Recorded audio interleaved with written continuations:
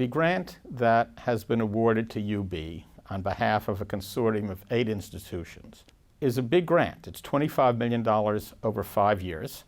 The grant is awarded to make use of a super exciting new piece of technology, which is an X-ray laser beam, to freeze motions in things that previously were only able to take static pictures of. Most drugs today, for whatever disease we're thinking about, target proteins. They work by binding to a protein molecule.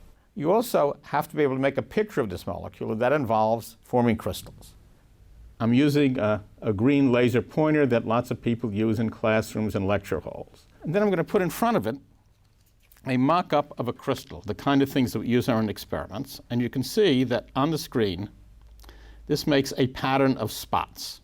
And what Dr. Hauptmann won his Nobel Prize for was simplifying the method of going from this pattern of spots to make a picture of what's in our crystal.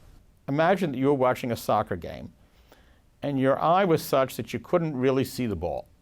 So you see a bunch of guys running around on this field at random all over the place, and you have no idea why they're doing anything they're doing. And all of a sudden, you can magically see the ball, and it organizes all of the different motions that people are making into a coherent picture.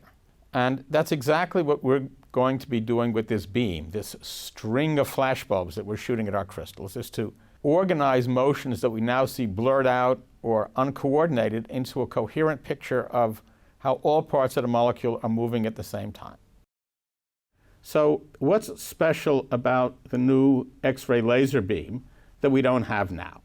One is that it's incredibly much more powerful, so we can use really tiny crystals instead of bigger ones.